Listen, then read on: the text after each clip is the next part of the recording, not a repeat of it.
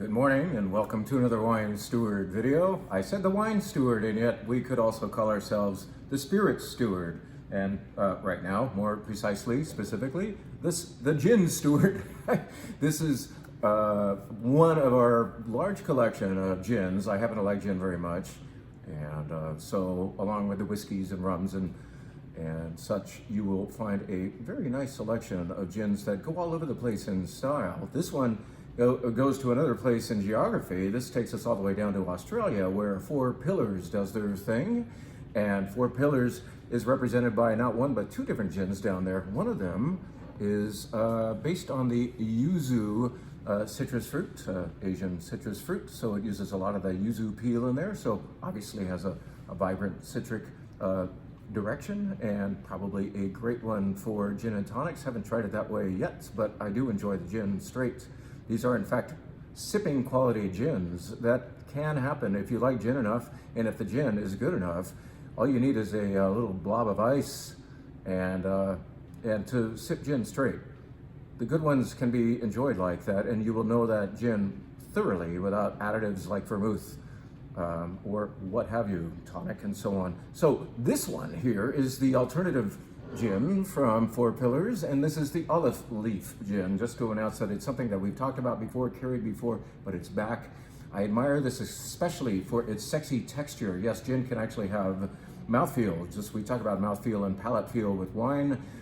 Think about that. Think about this gin that way with respect to how you're feeling a nearly olive oily quality on the palate. It's not literally olive oily, but it just has that substantial mouthfeel, almost cheek filling. And it does in fact use olive leaf as one of the so-called botanicals, and other great things in there too. But the texture here and the slightly olivey flavor definitely calls for the use of an olive in your martini. Now, when I have a martini, I guess by some definitions, I'm not having a martini, because I generally enjoy a twist, that is a sliver of lemon peel, sometimes bergamot peel if I can get a hold of it.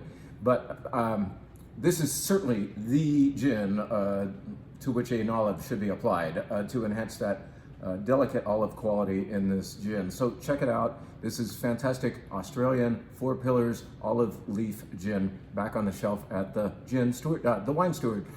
There we go. Let's get into wine, because that's what we're really all about, right? Well, somewhat about. Where should we take you? Let's take you first to a couple of wine club wines. Yes, this is part of our announcement that the wine club wines are ready to pick up for, that is the August wine club wines. Can you believe it's August already? Here are two wines that are in our bubbly club this month. Yes, if you haven't heard already, we have added a seventh club to our portfolio, if you will, and that is the bubbly club. The bubbly club will often give you two bottles of very, very good sparkling wine, and then once in a while, one bottle of really good stuff. In other words, we blow your whole budget on one, usually champagne, once in a while. But there are so many other great sparkling wines in the world, and we can tell you about two of them this month. This one comes from Cremant d'Alsace, and as my notes, which are being written right now, will be describing, talking to you a bit more about what Cremant is. Cremant is simply a term that Champagne used to use, that they traded away in an agreement with all the other sparkling wine producers in France.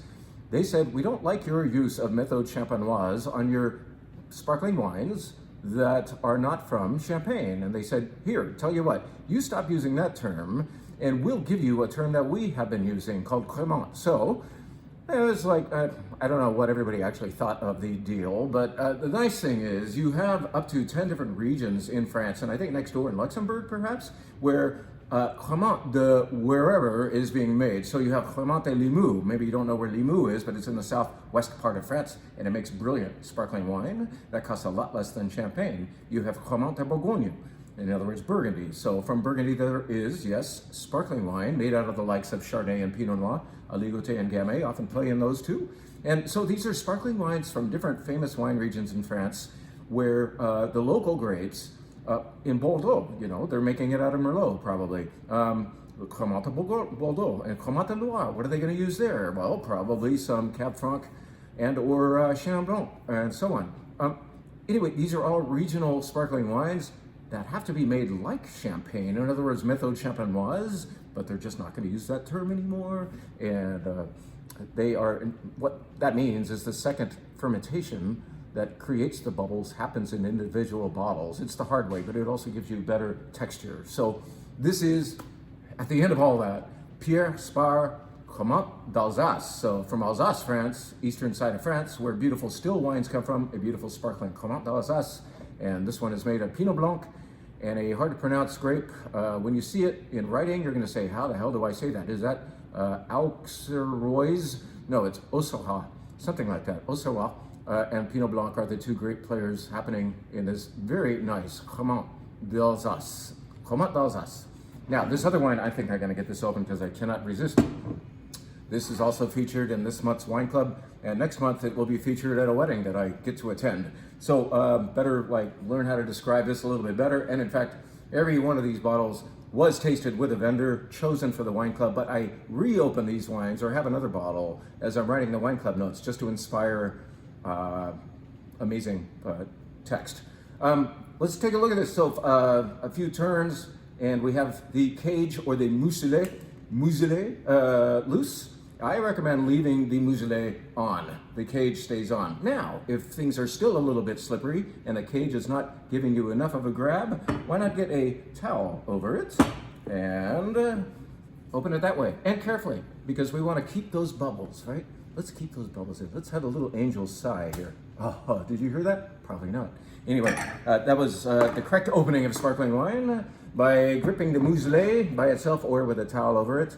And now we have this bubbly ready to try. This is from our friends Raventos. I say friends because I've been able to visit these people twice over the years. This is a winery that is about a half an hour's train ride or car drive west of Barcelona. That's right, you can stay right in downtown Barcelona and hop a train and head over to this area, this town called Sant Sadurní d'Anoia.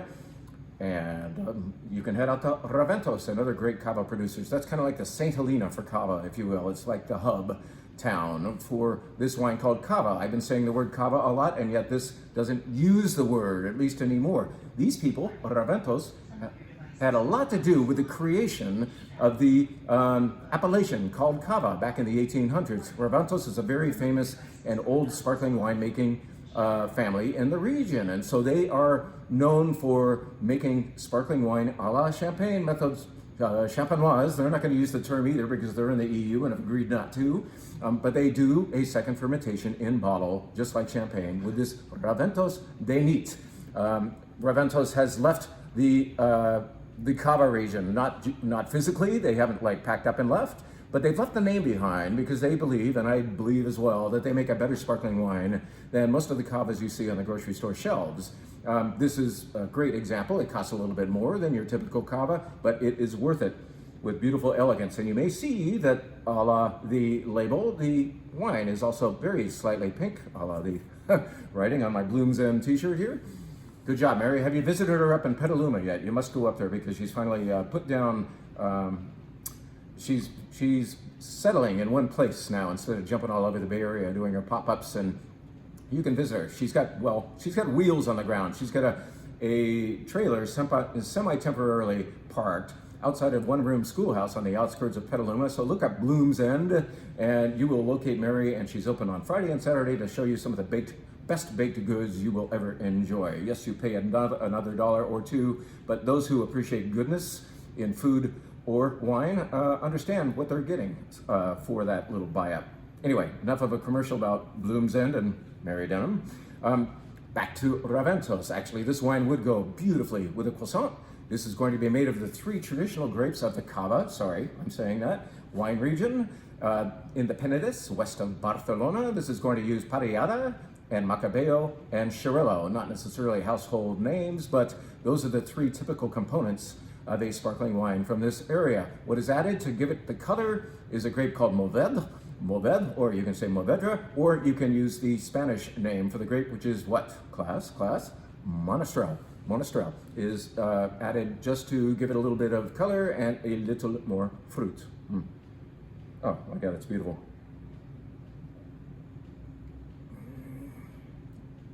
Can't wait for that wedding. Woof! Nice stuff. All right. So those are 2 entries in the Sparkling Wine Club. I should call it the Bubbly Club, I think we're terming it. Let's tell you about a couple more Wine Club wines. And those of you who are not members, maybe this will cajole you into signing up, becoming one of us. Membership in the Wine Club, besides being exposed to really great things, really helps sustain this downtown business called the Wine Steward. As you can imagine, the monthly sale of the 2 bottles that you're getting every month in any one of those 7 clubs is very helpful to us. So consider participating that way, and we'll thank you for a 10% with a 10% discount on all the other wines you buy here as well. So let's tell you about 2 wines that are going to our Here and There White Wine Club. Yes, we jump around all over the world to bring you typically leaner, more refreshing white wines. That's the style that we see you enjoying, especially this time of the year. So that's happening here from a very hot place called Yolo County. So in the area of Davis and Dixon, I believe those would be 2 of the main towns up there. Winters might be in Yolo County as well. Anyway, I think you know the area. That would be east of Lake Berryessa, east of the Napa Valley, and therefore hotter, a little more contained.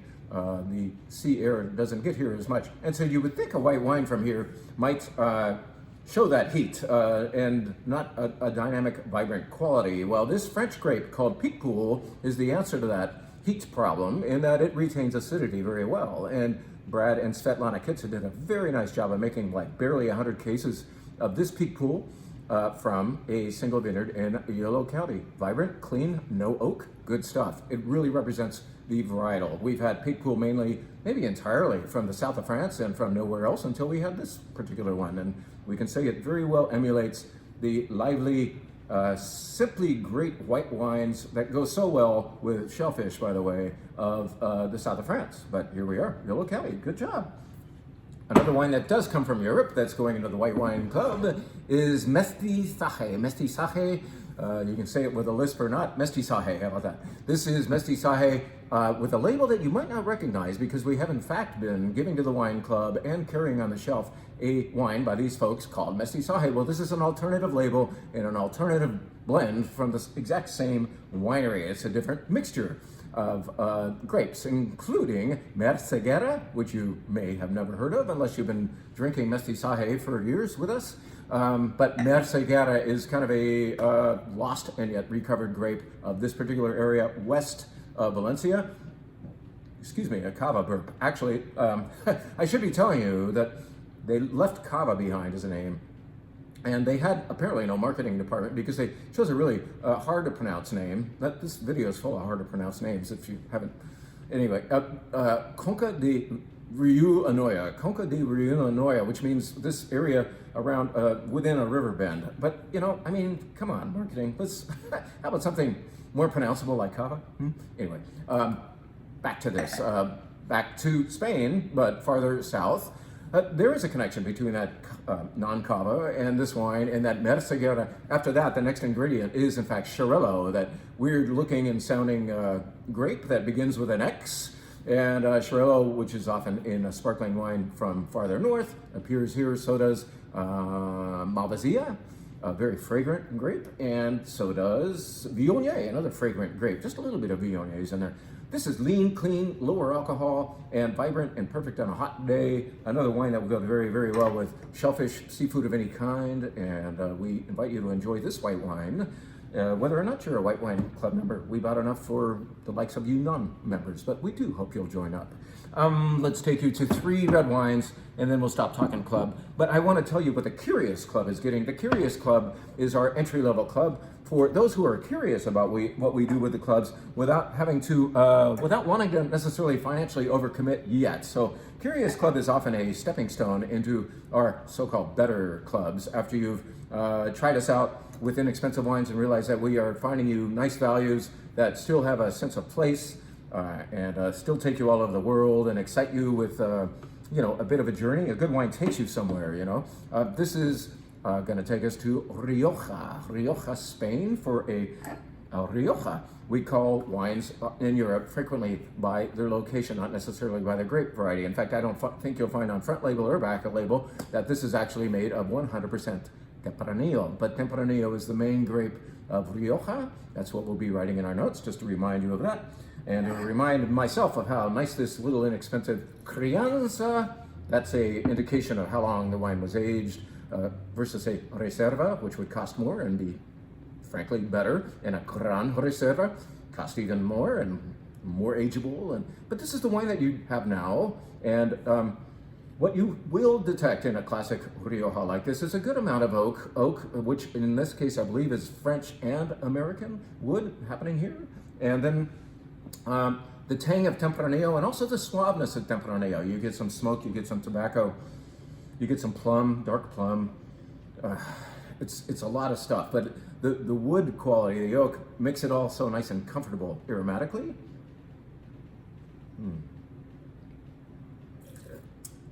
It's soft and easy. It's no bigger than what I would call medium bodied. It's even light to medium bodied in size, kind of like a Chianti in size, you might say, and a wonderful tanginess that only comes from Tempranillo.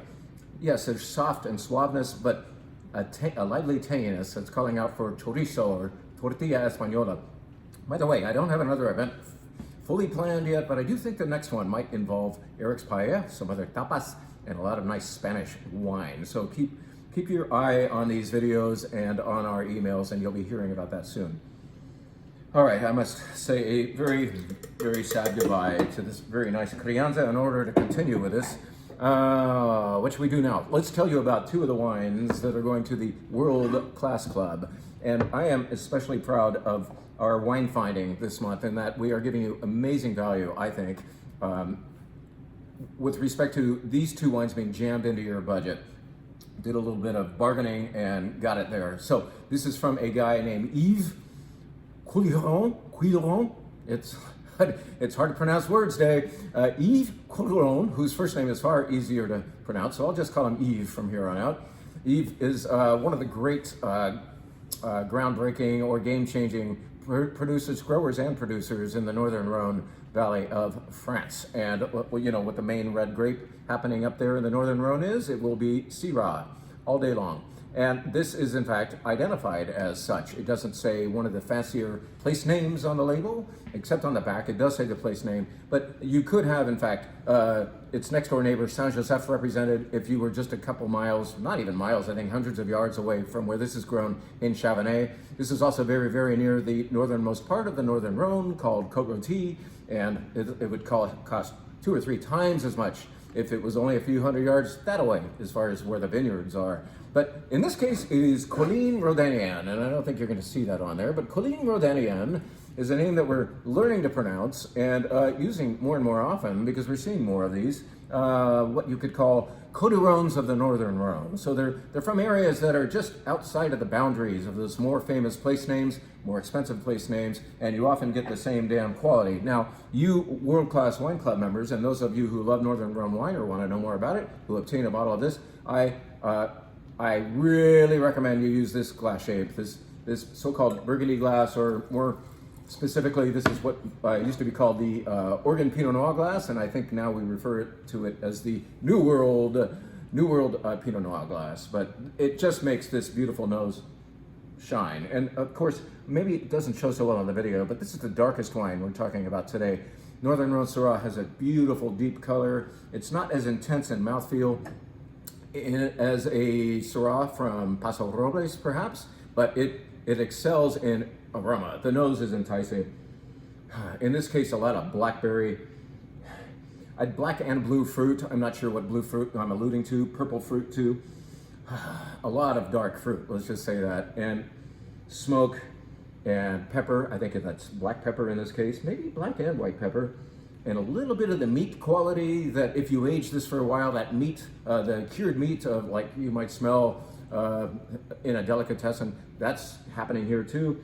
But fruit is running the show right now. Age it for a few years and the fruit will come down and black olive and cured meat will rise. It depends on how you like your wine.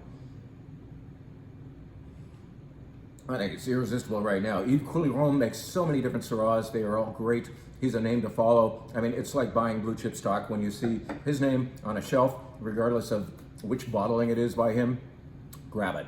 And you World Class Wine Club members get to be the first to grab it. I have one more wine club wine to talk about, and I'm not going to belabor this wine club point much longer, but I do want to tell you that, or remind you, or to reiterate that we have a fantastic package for the World Class Wine Club this month. And the fact that we're doing a beautiful, almost Saint-Joseph Northern Rhone Syrah, along with this, which is not Rosso di Montalcino, the little brother, but the thing itself. Brunello di Montalcino is actually happening in your world-class club this month in the form of Tenuta di Sesta. We have clubbed this before, and I have to say that yesterday I had a Brunello di Montalcino that was more important than this from the exact same very, very good vintage called 2019. It cost a lot more, and it was fantastic, and it was more ageable. But this one is far more ready than that one I was enjoying yesterday with a vendor. So you can, in fact, get Tenuta di Sesta open right now. You may be able to see that this color is more red than the purple thing we were looking at just a couple minutes ago. But this is going to be 100% Sangiovese. It has to be by the local Brunello di Montalcino wine law. And what we anticipate and what we are getting are beautiful cherries. Cherries in kind of a sappy cherry quality. In other words, it's not just like the fresh cherry fruit, but more of like a liqueur or a syrup made out of cherries. It's not sweet at all, but it's just got a nice richness to it. Lively, pleasing, medium-bodied as Sangiovese ought to be, but enticing. I mean, it goes long. Just like, if I would shut up and just keep, I'm still tasting it. It's got length. It's wonderful. It has wonderful what I call wine memory. All right. There are some of the wines, some of the 14 wines that we're giving you in the different wine clubs this month. We invite you wine club members to jump in and get them, and you non-club members to sign up and or pick up some of these wines on your own. But you wine club members will be getting them at what, 10% off. Let's tell you about just 3 wines. Yes, 3 wines, and then I'll let you go, that are on our wine bar menu this week, because we like to tell you that the menu changes every week. We have as usual, a very nice wine bar menu going on right now, and somewhere in the white tasting flight, we are enjoying this wine from a friend, Paul Durousset, another hard to say wine, Durousset, and I'm probably butchering it, but anyway, Paul's family is in the Macon region of France, of Burgundy, France. So the southern part of Burgundy, making this Chardonnay. Don't run away. I know a lot of you have said, I don't drink Chardonnay anymore. I kind of OD'd on that. Well, I won't even say it. But anyway, you have had a lot of rich, buttery, oaky Chardonnay, and you've said farewell to the variety completely. Well, you shouldn't. You should check out White Burgundy and have more discreetly made Chardonnay. This is made with in soils, first of all, where you have clay on top and limestone underneath. So the mother rock being limestone applies nerve to these wines. And also the winemaking method here was to not put this into an oak barrel, but to keep it in concrete tanks until bottling time. And it's a very refreshing, modest Chardonnay that you really ought to check out. So that's on the wine bar, white wine flights, all right? Here are 2 wines, and then that's it, that are in the red wine flight. This is, in fact, another wine club wine. This is going to our Pacific Coast Wine Club. We used to call this the California Wine Club, but now we are calling it Pacific Coast because we include so many wines from Washington and occasionally Oregon as well. I wonder if we'll ever have one from Baja California. That could, in fact, by definition, land in the Pacific Coast Wine Club. That would be cool. This is going to be Casa Smith, and if the label looks familiar to you wine club members, yes, in July you got a product from the exact same winery. The Grand Winery, or Grand Master behind it, is Charles Smith. Casa Smith is their kind of like their family of brands. It emphasizes Italian grape varieties, and yes, you got Sangiovese from Casa Smith last month. This month you're getting Barbera. I think it's even better, and Barbera, whereas it should look beautiful with its purple color, and it does, it should have nice fruit, ripe fruit, a lot of rose petal and grapey qualities. It should also have liveliness. It's a higher acid red that goes wonderfully with food. That's what Barbera should do, and this wine is very, very faithful to that varietal's cause. So check it out, Casa Smith Barbera. It is delicious from Washington State. Finally, one more wine. This brings us much closer to home. This is from the Livermore Valley, from about 1.5 miles as the crow flies east of where I live. And this is made by Jen and Tony Deluman of Madison Vineyards. If you haven't heard of Madison Vineyards yet, there's the name. That's because there is no tasting room. There is a cute little winery, and there is homegrown fruit. So yes, they do escape to Napa to acquire some Cabernet to bring back to Livermore and make, but everything else is Livermore Valley, and nearly everything else is grown by themselves. So in this case, this is Syrah, grown by the Delimans. It is Mourvèdre, grown by the Delimans. And it is Grenache, grown by their next door neighbor. I think his name is, I won't make it up. So anyway, it's Grenache as a minority, and then the homegrown Syrah and Mourvèdre happening in this SGM, or SMG, I guess you could call it. And it's delicious. And if you had last year's, you're gonna like this one even better. It is a faithful reply to Chateauneuf de Pape, you could say. And it is just so important that the Livermore Valley make a wine like this, I believe, because I'm just raising a flag for my belief that this valley needs to grow more Rhone. The Rhone grapes are a family of grapes that support each other, and in a year when one is not doing so well, the other one compensates, and so it's a whole family that can help each other out, of members helping each other out. I think everything worked in this vintage because it's freaking delicious, and it's on the WineBar flight, so we invite you to come in and try that. I know this video has gone kind of classically long. This is how long they used to be, but I've trimmed them down. This time there was a lot to talk about. Wine club and gin, and the fact, or the rumor that we might have a Spanish wine event soon. And then, of course, got to talk about a few WineBar wines. Got to talk about how to open a sparkling wine bottle and try a little more before we say a fond farewell. Reventos. Thank you.